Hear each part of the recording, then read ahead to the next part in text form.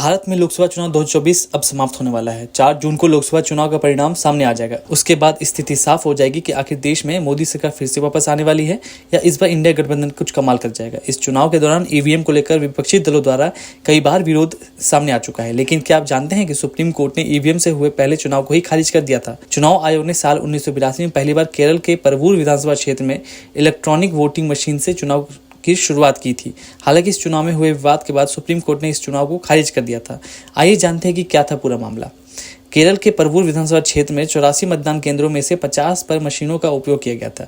इस चुनाव में कुल 6 उम्मीदवार थे, जिनमें मुख्य मुकाबला कांग्रेस के एसी जोस और भारतीय कम्युनिस्ट पार्टी के एन सीवन पिल्लई के बीच था। इस चुनाव का परिणाम 20 मई 1982 को घोषित किया गया था।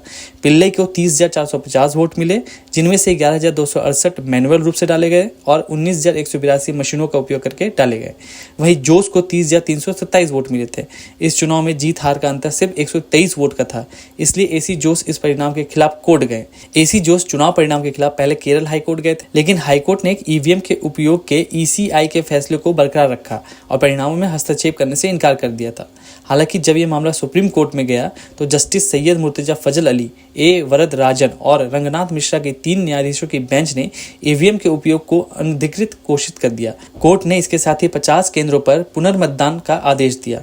दरअसल उस वक्त लोक प्रतिनिधित्व अधिनियम 1951 के तहत चुनाव आयोग को ईवीएम का उपयोग करने का अधिकार देने वाला कोई प्रावधान मौजूद नहीं था।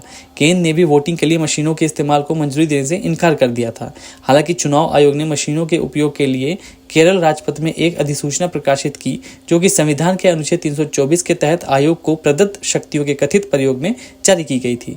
विजेता उम्मीदवार पिल्लई की ओर से पेश होने वाले वकील राम जेठमलानी ने कोर्ट में तर्क दिया था कि संविधान का अनुच्छेद 324 संसद और राज्य विधानसभाओं के चुनाव के संचालन के मामलों में चुनाव आयोग को पूर्ण अधिकार देता है।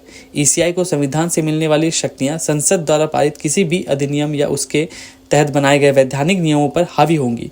हालांकि सुप्रीम कोर्ट ने कहा था कि अनुच्छेद 324 को इतना व्यापक और असंबद्ध रूप से पढ़ना संभव नहीं है। कोर्ट ने कहा था कि ईसीआई विधायी गतिविधि नहीं कर सकता। कोर्ट ने कहा था कि चुनाव संचालन के लिए आदेश पारित करने की आड़ में ईसीआई विधायी गतिविधि नहीं ले सकता। इस काम को केवल संसद और राज्य विधानसभाओं के लिए आरक्षित किया गया है। यह नहीं कहा जा सकता कि ईसीआई संविधान की योजना के अंतर्गत विधायी प्रक्रिया में तीसरा सदन है। अपना फैसला देते हुए सुप्रीम कोर्ट की बेंच ने कहा था कि अगर हम प्रतिवादी पक्ष के तर्क को मान लें तो यह चुनाव आयोग को चुनाव के क्षेत्र में एक पूर्ण निरंकुश में बदल देगा। चुनाव के तरीके के बारे में दिशा निर्देशों को दरकिनार कर दिया जाएगा। सुप्रीम कोर्ट यह भी कहा था कि आयोग अगर ऐसी शक्तियों से लैस होगा और अगर आयोग का संचालन करने वाला व्यक्ति किसी खास विचारधारा से जुड़ा हो तो वो कोई अजीब निर्देश देकर राजनीतिक तबाही और संवैधानिक संकट ला सकता है। इससे चुनावी प्रक्रिया की अखंडता और स्वतंत्रता खत्म हो सकती है।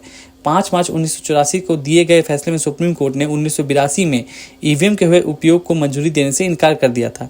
कोर्ट ने यह भी कहा था कि केंद्र सरकार ने आयोग द्वारा दिए गए निर्देश का न तो समर्थन किया और न ही विरोध करके बहुत तटस्थ रुख अपनाया है। हालांकि कोर्ट ने अपने फैसले में ईवीएम के फायदे या नुकसान पर कोई टिप्पणी करने से परहेज किया था। इसी निर्णय के अनुसार सरकार द्वारा 1951 के अधिनियम में संशोधन करके ईवीएम के उपयोग की अनुमति दी गई।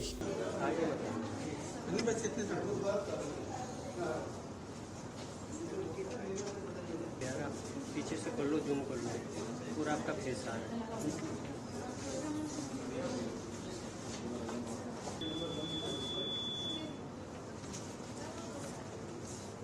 Father is the eldest voter here. अरे सर क्या बात है? 95.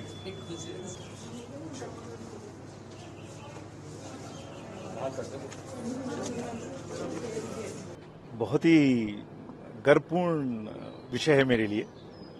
जब पहली बार मैंने वोट डाला था तो फादर के साथ गया था और आज फादर को साथ लेके आके फादर इज नाउ 95 ईयर्स और 95 वर्ष की उनकी आयु है। उन्होंने मेरे साथ आज वोट डाला। मेरी वाइफ के साथ भी हम हैं, सब लोग, बेटी भी है, तो सब फैमिली में 3 जनरेशन में वोट हम लोग एक साथ डाले आज। ये बड़ा मेरे लिए गर्व का विषय है और हर वोटर को पूरे कंट्री में जरूर वोट डालना चाहिए। यूथ को, हर किसी को वोट डालना। और इस बार हमने कोशिश भी बहुत की है कि इसको बहुत ही समावेशी बनाए। समावेशी यानी घर में अगर कोई जाना चाहता है, मैंने पिताजी से कहा कि आपका वोट घर में डलवा देंगे। बोलते नहीं, मैं तो बूथ पे जाऊंगा। वहां जाने का एक उत्सव अलग ही है। तो सब लोग आए, सब लोग डालें, सभी PWDs के लिए भी व्यवस्था की है, यूथ के लिए भी बहुत की है। तो अब पूरी कंट्री में बहुत अच्छी वोटिंग हो रही है। यानी आप जम्मू कश्मीर देखिए कितनी अच्छी वोटिंग हो रही है, आप त्रिपुरा में देखिए, बंगाल में देखिए, हर जगह में, तमिलनाडु देखा आपने, केरला देखा, कर्नाटका देखा, आंध्रा, तेलंगाना, मध्य प्रदेश, राजस्थान में किस तरह से लोग सज धज के आए हुए थे। हमारी वेबसाइट पे फोटो देखिए, कितने खूबसूरत फोटोज हैं। तो सर आप खुश वोट डाल के भी बहुत खुश है फैमिली के साथ यहाँ आकर, और दूसरा ये मौका ऐसा है कि कल सुप्रीम कोर्ट ने भी बढ़िया डिसीजन दिया था इलेक्शन कमीशन के फेवर में नहीं बोलिए, मतलब जो सत्यता है उसको उन्होंने बोला, एक संशय का माहौल क्रिएट करने की कोशिश की जाती है।